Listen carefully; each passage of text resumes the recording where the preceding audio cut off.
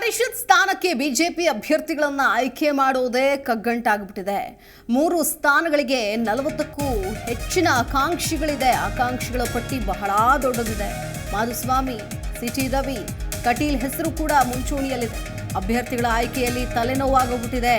ಆಕಾಂಕ್ಷಿಗಳ ಪಟ್ಟಿ core committee ಕೆಲಕಾಲ ತಬ್ಬಿಬ್ಬಾಯಿತು. Lok Sabha ticket ವಂಚಿತರಿದ್ರು, ವಿಧಾನಸಭಾ ಟಿಕೆಟ್ ವಂಚಿತರು, ಸಾಮಾನ್ಯ ಕಾರ್ಯಕರ್ತರು, ಹಾಲಿ ಪರಿಷತ್ ಸದಸ್ಯರು, ಮಹಿಳಾ ಮಣಿಗಳು ಫೈಟ್ ಜೋರಾಗಿ ನಡೀತಾ ಇದೆ. ಹೈಕಮಾಂಡ್ಗೆ ಪಟ್ಟಿ ಕಳಿಸೋದಕ್ಕೆ 1:4 ಫಾರ್ಮುಲಾ ಇದ್ರೆ 1:4 ಫಾರ್ಮುಲಾ ಆಧಾರದಲ್ಲಿ ಲಿಸ್ಟ್ ಕಳಿಸೋದಕ್ಕೆ ಕೋರ್ ಕಮಿಟಿ ನಿರ್ಧಾರ ಮಾಡಲಾಗುತ್ತೆ. ಒಟ್ಟು 4 ಲಿಸ್ಟ್ ಸಿದ್ಧಪಡಿಸಿ ಪ್ರತಿ ಲಿಸ್ಟ್ನಲ್ಲಿ 3 ಜನರ ಹೆಸರಿರುವಂತೆ ಒಟ್ಟು 12 ಜನರ ಹೆಸರನ್ನ ಕಳಿಸೋದಕ್ಕೆ ನಿರ್ಧಾರವನ್ನ ಮಾಡಲಾಗಿದೆ. ಪ್ರತಿ ಲಿಸ್ಟ್ನ 3 ಸಂಭಾವ್ಯರ ಹೆಸರಲ್ಲಿ ಓರ್ವ ಮಹಿಳೆಯ ಹೆಸರು ಕಡ್ಡಾಯ ಕಳಿಸೋದಕ್ಕೆ ತೀರ್ಮಾನ ಮಾಡಲಾಗಿದೆಯಂತೆ. ಇನ್ನೆರಡು ದಿನದಲ್ಲಿ ರಾಜ್ಯಾಧ್ಯಕ್ಷ BY ವಿಜಯೇಂದ್ರ ಮತ್ತು ಸಂಘಟನೆ ಪ್ರಧಾನ ಕಾರ್ಯದರ್ಶಿ GV ರಾಜೇಶ್ ಈ ಒಂದು ಫಿಲ್ಟರ್ನ ನಡೆಸ್ತಾರೆ. ಯಾರು ಬೇಕು, ಯಾರು ಇರಬೇಕು, ಅಥವಾ ಯಾವ ಆಧಾರದ ಮೇಲೆ ಯಾರಿಗೆ ಮಣೆ ಹಾಕಬೇಕು ಅನ್ನುವಂಥ ನಿಟ್ಟಿನಲ್ಲಿ ಬಹುತೇಕ ಸಂಭಾವ್ಯರ ಪಟ್ಟಿ ಸಿದ್ಧ ಆಗುತ್ತೆ. ಈ ನಿಟ್ಟಿನಲ್ಲಿ ಹಿರಿಯ ನಾಯಕರಿಗೆ ಆಕಾಂಕ್ಷಿಗಳ ಪಟ್ಟಿ ನೋಡಿ ಶಾಕ್ ಆಗೋಯ್ತು. ಯಾಕಂದರೆ ಇಷ್ಟು ದೊಡ್ಡ ಲಿಸ್ಟ್ ಇದೆ ಅಂತೇಳಿ. ಇನ್ನೆರಡು ದಿನಗಳ ಬಳಿಕ ಹೈಕಮಾಂಡ್ಗೆ ರವಾನೆ ಆಗುತ್ತೆ. ರಾಜ್ಯ ಬಿಜೆಪಿಯಿಂದ ಒಟ್ಟು 12 ಸಂಭಾವ್ಯರ ಹೆಸರು, ಅಂತಿಮವಾಗಿ ಹೈಕಮಾಂಡ್ನಿಂದ 3 ಜನರ ಹೆಸರು ಅನೌನ್ಸ್ ಆಗುತ್ತೆ. ಇನ್ನು 4-5 ದಿನ ಕಾಯಬೇಕಿದೆ ಅಂತ ಬಲ್ಲ ಮೂಲಗಳಿಂದ ಮಾಹಿತಿ ಲಭ್ಯ ಆಗ್ತಾ ಇದೆ. ಜಾತಿವಾರು ಯಾರೆಲ್ಲ ಪ್ರಬಲ ಆಕಾಂಕ್ಷಿಗಳ ಹೆಸರು ಇದೆಯೋ ಆ ಲಿಸ್ಟ್ ಆಗಬಹುದು ಅನ್ನುವಂತಹ ಒಂದು ಪ್ರಶ್ನೆ. ಎನ್ ರವಿಕುಮಾರ್ ದಲಿತ, JC ಮಾಧುಸ್ವಾಮಿ ಲಿಂಗಾಯತ, CT ರವಿ ಒಕ್ಕಲಿಗ, ನಳಿನ್ ಕುಮಾರ್ ಕಟೀಲ್ ಬಂಟ್ಸ್, ತುಳಸಿ ಮುನಿರಾಜುಗೌಡ ಒಕ್ಕಲಿಗ, ಮಂಜುಳಾ ಒಕ್ಕಲಿಗ ಮಹಿಳೆ ಕೋಟ, ಶ್ರುತಿ OBC ಮಹಿಳೆ, ಮಾಳವಿಕಾ ವಿನಾಶ್ ಬ್ರಾಹ್ಮಣ, ಇನ್ನು ಎನ್ ಮಹೇಶ್ ದಲಿತ, NG ಮೋಳೆ ಮರಾಠ, ಗೀತಾ ವಿವೇಕಾನಂದ ರೆಡ್ಡಿ, ತಾರಾ ಅನುರಾಧ ಸೇರಿದಂತೆ ಅನೇಕರು ಈ ಒಂದು ಆಕಾಂಕ್ಷಿಗಳ ಲಿಸ್ಟ್ನಲ್ಲಿದ್ದಾರೆ. ಕುರಿತು ಡೀಟೇಲ್ಸ್ ಕೊಡ್ತಾರೆ ನಮ್ಮ ಪ್ರತಿನಿಧಿ ಜನಾರ್ದನ್ ಹೆಬ್ಬಾರ್. ದೂರವಾಣಿ ಸಂಪರ್ಕದಲ್ಲಿ ಜಾಯ್ನ್ ಆಗ್ತಾ ಇದ್ದಾರೆ. ಜನಾರ್ದನ್, ಇರೋದು 3 ಸ್ಥಾನ, ಪೈಪೋಟಿ ಮಾತ್ರ ಬಹಳ ದೊಡ್ಡದಿದೆ. ಈಗಾಗಲೇ ಲೋಕಸಭೆ ಟಿಕೆಟ್ ವಂಚಿತರು, ವಿಧಾನಸಭೆ ಟಿಕೆಟ್ ವಂಚಿತರು, ವಿಧಾನಸಭೆಯಲ್ಲಿ ಸ್ಪರ್ಧಿಸಿ ಸೋತವರು, ಸಿಟಿ ರವಿ ಆಗಿರ್ಬೋದು, ಹೀಗೆ ಅನೇಕ ನಾಯಕರುಗಳು ದೊಡ್ಡ ದೊಡ್ಡ ಘಟಾನುಘಟಿಗಳೇ ರೇಸ್ನಲ್ಲಿ ಪೈಪೋಟಿಯಲ್ಲಿ ಇದ್ದಾರೆ. ಬಟ್ ಇದನ್ನ ಫೈನಲೈಸ್ ಮಾಡೋದೇ ಒಂದು ತಲೆನೋವಾಗಿದೆಯಾ ಬಿಜೆಪಿ ಕೋರ್ ಕಮಿಟಿಗೆ? ಯಾವ ಆಧಾರದ ಮೇಲೆ ಫೈನಲೈಸ್ ಮಾಡ್ತಾರೆ, ಒಂದು ಅಂತಿಮ ಪಟ್ಟಿಯನ್ನ ಹೈಕಮಾಂಡ್ಗೆ ಕಳಿಸ್ತಾರೆ ಅಂತ? ಶಿಲ್ಪ, ನೀವ್ ಹೇಳ್ದಾಗೆ ಇದು ದೊಡ್ಡ ತಲೆನೋವಾಗಿದೆ ಬಿಜೆಪಿಗೆ. ಕಾರಣ ಏನಂತಂದ್ರೆ, ಯಾವ ಆಧಾರದಲ್ಲಿ ಲೆಕ್ಕಾಚಾರ ಹಾಕಿ ಪಟ್ಟಿಯನ್ನ ಮಾಡಿದ್ರು ಸಹಿತ ಒಬ್ಬರಲ್ಲ ಒಬ್ಬರಿಗೆ ಅನ್ಯಾಯ ಆಗುವಂತ ಸಮಸ್ಯೆ ಕಾಡ್ತಾ ಇದೆ. ಮತ್ತೆ ಕೊಟ್ಟಂತ ಮಾತನ್ನ ಉಳಿಸ್ಕೊಳಕ್ ಆಗಲ್ಲ ಅನ್ನೋಂತ ಪರಿಸ್ಥಿತಿ ಇರೋದು. 3 ಸ್ಥಾನ, ಆಕಾಂಕ್ಷಿಗಳು ಮಾತ್ರ 40ಕ್ಕೂ ಹೆಚ್ಚು. ಇಲ್ಲಿ ಹಿಂದೆ ಲೋಕಸಭಾ ಚುನಾವಣೆಯಲ್ಲಿ ಟಿಕೆಟ್ ವಂಚಿತರು ಅಥವಾ ಟಿಕೆಟ್ ತ್ಯಾಗ ಮಾಡಿದವರು, ವಿಧಾನಸಭಾ ಚುನಾವಣೆಯಲ್ಲೂ ಕೂಡ ಅದೇ ರೀತಿ ಆದವರು, ಬೇರೆ ಬೇರೆ ಕಾರಣಕ್ಕಾಗಿ ಪಕ್ಷಕ್ಕಾಗಿ ಸಂಘಟನೆ ಮಾಡಿದಂಥವ್ರಿಗೆ ಕೊಟ್ಟಂತ ಭರವಸೆ, ಇದೆಲ್ಲವನ್ನು ಕೂಡ ಇಟ್ಕೊಂಡು ಜಾತಿ ಲೆಕ್ಕಾಚಾರ, ಪ್ರಾಂತವಾರು, ಮಹಿಳಾ ಮತ್ತು ಎಲ್ಲ ಲೆಕ್ಕಾಚಾರಗಳನ್ನ ಹಾಕಿ ಒಂದು ಪ್ಲಾನ್ ಅನ್ನ ಮಾಡಿ ಪಟ್ಟಿಯನ್ನ ಮಾಡಿದ್ರು ಸಹಿತ 3 ಜನರಿಗೆ ಕೊಡೋಕ್ಕಾಗುವಂತ ಕಾರಣಕ್ಕಾಗಿ ಮತ್ತೆ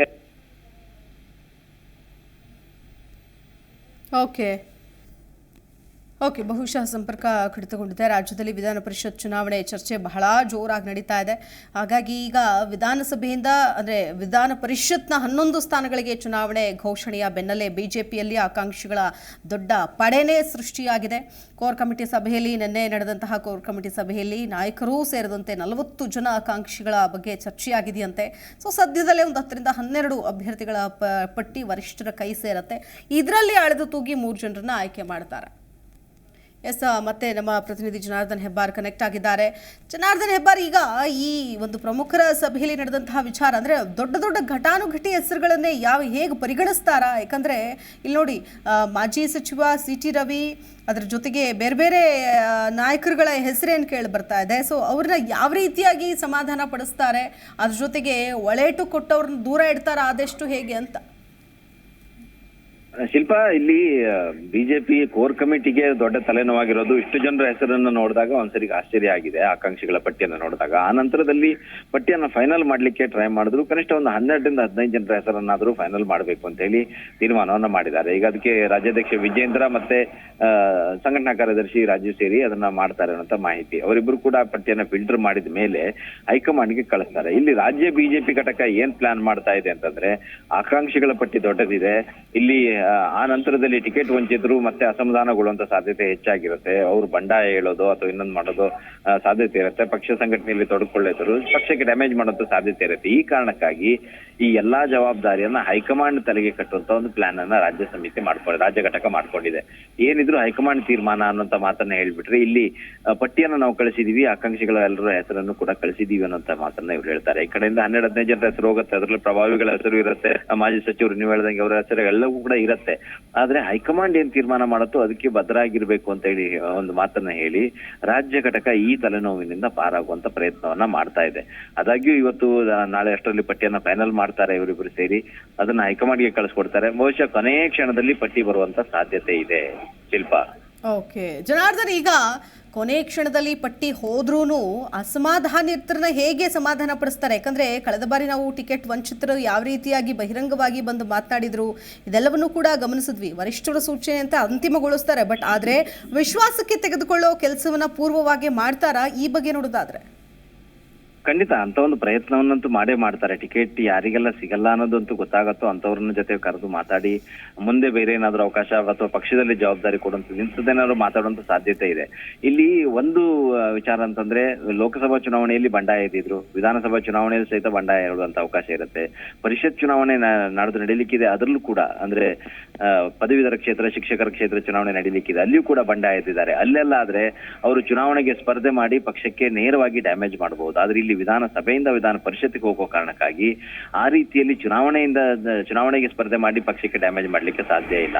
ಆದಾಗ್ಯೂ ಸಹಿತ ಪ್ರಭಾವಿಗಳನ್ನೆಲ್ಲ ಯಾರ್ಯಾರು ಟಿಕೆಟ್ ವಂಚಿತರಾಗ್ತಾರೋ ಅಂತವ್ರನ್ನೆಲ್ಲ ಕರೆದು ಸಮಾಧಾನ ಪಡಿಸಿ ಮತ್ತೆ ಅವರಿಗೆ ಮುಂದಿನ ದಿನಗಳಲ್ಲಿ ಬೇರೆ ಅವಕಾಶ ಕೊಡುವಂತ ಭರವಸೆಯನ್ನ ನೀಡುವಂತ ಸಾಧ್ಯತೆ ಇದೆ. ಸದ್ಯಕ್ಕಂತೂ ಬಿಜೆಪಿಗೆ ಕೇವಲ 3 ಸ್ಥಾನಕ್ಕಾಗಿ ಆಯ್ಕೆ ಮಾಡುವಂತ ಕಸರತ್ನಲ್ಲಿ ದೊಡ್ಡ ತಲೆನೋವಾಗಿದೆ.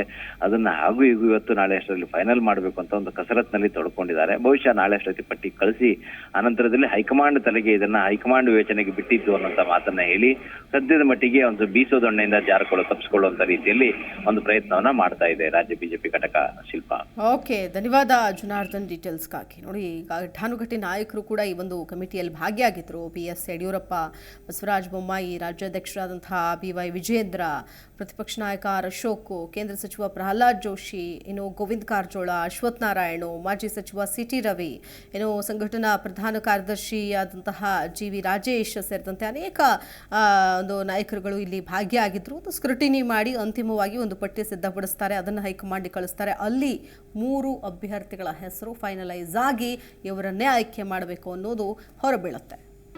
ಜಿ ಕನ್ನಡ ನ್ಯೂಸ್ ಈಗ ನಿಮ್ಮ ಮನೆಯಲ್ಲೇ ನೋಡಿ. ಎಲ್ಲ ಕೇಬಲ್ಗಳಲ್ಲಿ ಈಗ ಲಭ್ಯ.